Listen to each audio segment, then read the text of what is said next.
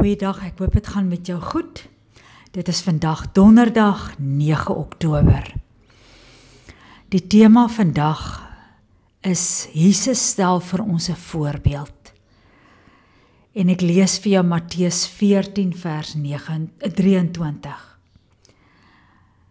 Nadat hy die mense weggestuur het, het hy alleen na die berg toe gegaan om te bid.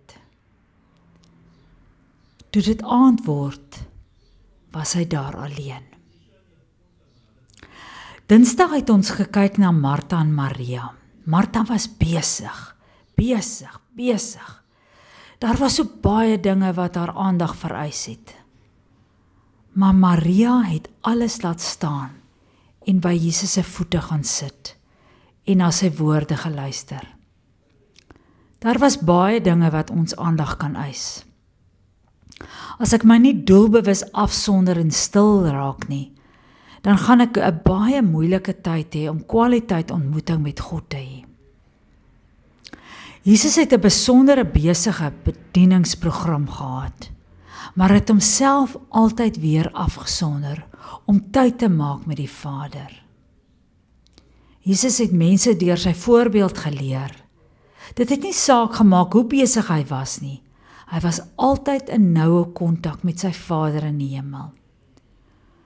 Selfs toe hy baie besig en gewild was, het hy tyd gemaak om te bid. Jesus het 'n diep en intieme verhouding met die Vader gehad. Wanneer ek 'n intieme verhouding met iemand het, is dit net natuurlik dat ek meer tyd met daardie persoon sal spandeer. En dit is presies wat Jesus gedoen het. Reg deur die evangelies lees ons dat Jesus homself gereeld afgesonder het om eenkant alleen saam met die Vader tyd te spandeer. Daar is genoeg voorbeelde in die skrif wat dit vir ons duidelik maak dat 'n tyd in stilte en afsondering nodig is vir ons. Dit is nie in die gedruis van die dag wat ons die Here se stem altyd so duidelik hoor nie. Ons beleef ook nie altyd sy leiding deur die Gees so duidelik nie. Maar is baie keer in die fluistering van die windstilte waar ons hom ontmoet. Want dit is wanneer ons soos Jesus alleen tyd saam met God spandeer, wanneer ons gedagtes op hom fokus, wanneer ons bewus word wanneer sy leiding.